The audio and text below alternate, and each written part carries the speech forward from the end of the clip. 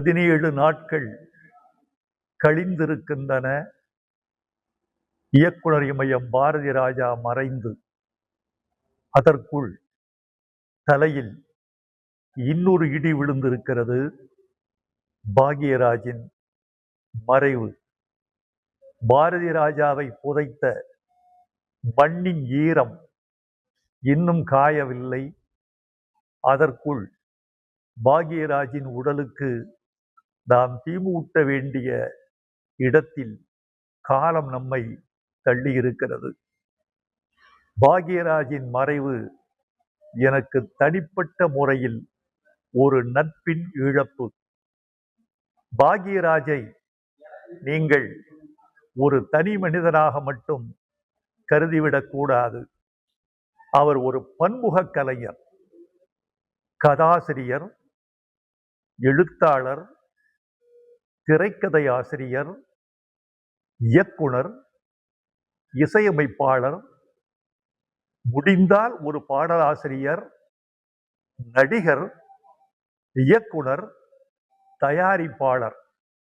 கொங்கு மண்டலத்திலே பிறந்து ஒரு சாதாரண குடும்பத்தில் பிறந்து வளர்ந்து மிக எளிய வாழ்க்கை வாழ்ந்து விளிம்பு நிலை மக்களின் எல்லா துயரங்களையும் அனுபவித்த ஒரு கலைஞன் தன் ஒரே உடம்புக்குள் இத்தனை அவதாரம் எடுத்து வைத்திருந்தார் என்பது பாக்யராஜுக்கு பெரிய பெருமை. இத்தனை திறமைகள் கொண்ட ஒரு கலைஞன் தமிழகத்தில், குறிப்பாக கொங்கு மண்டலத்தில் இன்னொருவன் தோன்றுவதற்கு எத்தனை ஆண்டுகள் ஆகும் என்று நமக்கு தெரியாது. ஒரு உண்மையை உங்களுக்கு சொல்ல வேண்டும் என்று விரும்புகிறேன். பாரதி ராஜா குருநாதர், பாக்யராஜ் சீடன். இந்த 2 பேருக்கும் உள்ள உறவு என்பது எத்தகையது என்பதை பல பேர் அறிந்திருக்க முடியாது. 16 வயதினிலே தொடங்கி வரிசையாக 5-6 வெற்றிகள், எல்லாம் வெள்ளி விழா படங்கள் பாரதி ராஜா தமிழ்நாட்டுக்கு வழங்கியதற்கு பாக்யராஜ் என்ற மூளைக்காரனின் உழைப்பு மிக மிக மிக முக்கியம் என்பதை திரையுலகம் அறிந்திருக்க வாய்ப்பில்லை. திரைக்கதை என்ற அளவில் மட்டுமல்லாமல் வசனம் என்ற அளவில் பாக்யராஜின் வசனம் மிக மிக புதுமையானது. ஒருவன் கவிதை எழுதி கொண்டிருப்பான், காதலி வருவாள், அவன் எழுதிய கவிதைகளின் தாள்களை தரையில் வைத்திருப்பான். ஒரு மாடு கோமியம் பெய்யும், அது ஆறு மாதிரி வந்து அந்த கவிதைகளை எல்லாம் நனைத்துவிடும். அதற்காக மாட்டை சென்று அந்த கவிஞன் அடிப்பான். காதலி வருவாள், ஏன் மாட்டை அடிக்கிறாய் என்று கேட்பாள். இது அவருடைய திரைக்கதை. இந்த திரைக்கதைக்கு பிறகு ஒரு வசனம் வருகிறது. ஏன் அடிக்கிறாய் என்று கேட்டதற்கு அந்த கவிஞன் சொல்லுகிறான், என் கவிதைகளை எல்லாம் அழித்து விட்டது. காதலி கேட்பாள், நீ ஏன் அழிகிற மாதிரி எழுதுற? ஒரு எழுத்தாளன் கவிஞன் எழுதினால் அழிகிற கவிதை எழுதக்கூடாது, அழிகிற எழுத்து எழுதக்கூடாது என்பதை இப்படி ஒரு பாமர மொழியில் சொல்லி வைத்திருப்பார் பாக்யராஜ். வசனகர்த்தாவில் மிக உயர்ந்த எளிமையான, இயல்பான, அலங்காரம் இல்லாத, பழமொழிகள் இல்லாத, விடுகதைகள் இல்லாத, தெள்ளுதமிழ் இல்லாத, சங்கத்தமிழ் இல்லாத நடைமுறை வசனங்களை அவர் எழுதியிருப்பார். ஒரு பூக்காரி வாத்தியாருக்கு சொல்லி விடுறார், காதலி ஊரில் இருக்கிறாள், ஊரை விட்டு போகிறார், நீ விரைவில் வந்து திருமணம் முடித்துக்கொள் உன் காதலியை. அதற்கு பூக்காரி சொல்லுகிறாள். பூக்காரியின் மொழியை பயன்படுத்தி இருக்கிறார் பாக்யராஜ் புதிய வார்ப்புகளில். வாத்தியாரே, பறிச்சாத்தான் பூ வாடுங்கிறது இல்ல, செடியிலேயே விட்டு வச்சா கூட அந்த பூ வாடித்தான் போகும். உன் காதலி காத்திருந்தால் கூட சோர்ந்து போவாள், காலம் மாறிவிடும், அவள் வாடி விடுவாள் என்பதை ஒரு பூக்காரியின் மொழியில் எழுதி காட்டியிருப்பார் பாக்யராஜ். அவருக்கு நான் பல படங்களில் பாட்டு எழுதியிருக்கிறேன். முதல் படம் அந்த 7 நாட்கள், சின்ன வீடு, தாவணி கனவு, சுந்தர காண்டம், தூரல் நின்னு போச்சு, இப்படி பல படங்களில் எழுதியிருக்கிறேன். அவரிடம் பாட்டு எழுதுவது ஒரு சவால் எல்லா பாடலாசிரியனுக்கும். ஏனென்றால் அவர் அந்த பாட்டுக்கு ஒரு பல்லவியை மனசுக்குள் ஏற்கனவே எழுதி வைத்திருப்பார். அவர் எழுதி வைத்திருக்கிற பல்லவியை பாடலாசிரியன் எழுதுகிற வரைக்கும் சம்மதிக்க மாட்டார்.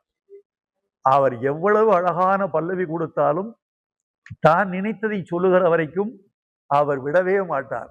அவர் மனதில் உள்ளதை கண்டுபிடித்து எழுதுகிற பாடலாசிரியன் தான் அவரிடம் வெற்றி பெறலாம் என்ற சூழல் இருந்தது. அவர் தன் வாழ்வில் எத்தனையோ மேடு பள்ளங்களை சந்தித்திருக்கிறார். அவருடைய பழைய கால வாழ்க்கை மிகவும் சோகமயமானது. இப்போது ஒன்று சொல்லுகிறேன், இன்றைக்கு அவர் புகழோடு மரணமடைந்திருக்கிறார். இந்த புகழுக்கு கீழே அவர் பட்ட காயங்களும் ரணங்களும் இன்றைய இளைஞர்களுக்கு தெரிய வேண்டும்.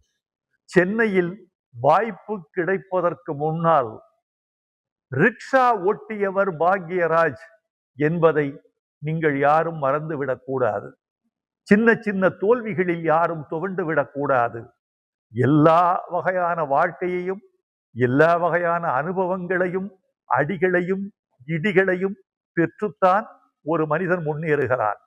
நான் என் இரங்கல் செய்தியில் சொல்லியிருக்கிறேன், 80களில் திரையுலகத்தை நோக்கி தமிழ்நாட்டின் எல்லா கிராமங்களில் இருந்தும் புறப்பட்ட இளைஞர்களுக்கு நம்பிக்கை கொடுத்தவர்கள் 2 பேர். ஒருவர் பாரதி ராஜா, இன்னொருவர் பாக்யராஜ்.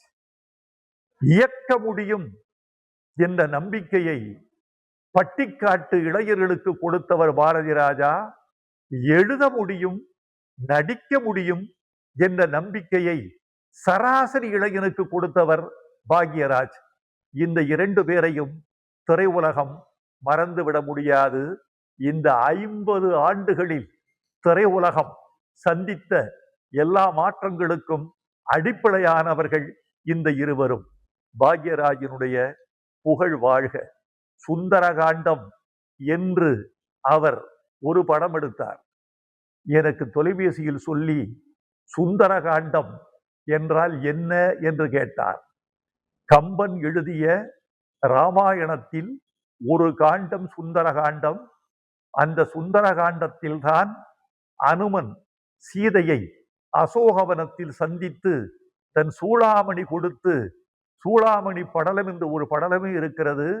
அந்த அசோகவனம் தான் அனுமன் சீதையை சந்தித்த இடம். அதை பாடுகிற காண்டம் சுந்தர காண்டம்னு சொன்னேன். உடனே அவர் கேட்டது, அதை நான் படிக்கணும், சுந்தர காண்டம் நூல் இருக்கிறதா உங்களிடம் என்றார். அந்த 6 காண்டங்களில் சுந்தர காண்டத்தை மட்டும் பிரித்து எடுத்து அவருக்கு அனுப்பி வைத்தேன். அவர் அதிகமாக தமிழ் கற்காதவர், இலக்கண தமிழ், இலக்கிய தமிழ் கல்லாதவர். ஆனால் சுந்தரகாண்டம் என்று ஒரு படத்தை எடுக்க வேண்டும் என்றவுடன் சுந்தரகாண்டத்தை நான் படித்தாக வேண்டும், தன்னை தயாரித்துக் கொள்ள வேண்டும் என்று முனைப்பு காட்டினார் அல்லவா? அதுதான் பாக்யராஜின் உழைப்பு என்று நான் நினைக்கிறேன். பாரதி ராஜா இறந்த மறுநாள் அவரும் நானும் 40 நிமிடங்கள் தொலைபேசியில் பேசினோம். பல நினைவுகள், எனக்கு தெரியாத பல செய்திகள் எல்லாவற்றையும் சொல்லிக் கொண்டிருந்தார். மறுநாள் காலையில் எனக்கு அவர் புத்தகத்தை கொடுத்து விட்டிருந்தார். நான் எழுதிய புத்தகம் படிச்சா புடிச்சிடலாம், குமுதத்தில் நான் எழுதிய தொடர். இந்த தொடருக்கு புத்தகமாக வெளிவருகிற பொழுது நீங்கள் மட்டும்தான் எனக்கு அணிந்துரை எழுத வேண்டும் என்று கொடுத்தார். நூல் என்னிடம் இருக்கிறது, அணிந்துரை இன்னும் நான் எழுதவில்லை. எழுதுவதற்கு முன்பே ஓர் எழுத்தாளன் தன் கதையை முடித்து கொண்டு விட்டான். பாக்யராஜின் புகழ் வாழ்க. பாக்யராஜுக்கு நான் ஒரு வகையில் நன்றி கடன் பட்டிருக்கிறேன். அந்த நன்றி படத்திற்கு பாட்டெழுத கொடுத்த வாய்ப்பல்ல. அவர் பாக்யா என்ற பத்திரிகை நடத்தி வந்தார். அந்த பத்திரிகையில் நான் ஒரு தொடர் எழுத வேண்டும் என்று பணித்தார். நான் எழுதினேன். அதுதான் இந்த குளத்தில் கல்லெறிந்தவர்கள். சின்ன வயதிலிருந்து என்னை பாதித்தவர்கள், என் மீது ஒரு தடம் பதித்தவர்கள், என் மனக்குளத்தில் அலையடித்தவர்கள், என்னை செதுக்கியவர்கள், ரசிக்க வைத்தவர்கள், இவர்களை பற்றி எழுதினேன். அதில்தான் எம்ஜிஆர், கலைஞர், சிவாஜி, ஜேசுதாஸ், கண்ணதாசன், பி. சுசீலா, என் தாத்தா, பாட்டி, என்னுடைய டீச்சர், இத்தனை பேரை பற்றியும் எழுதியிருக்கிறேன். அழியாத ஆவணம் இந்த குளத்தில் கல்லெறிந்தவர்கள்.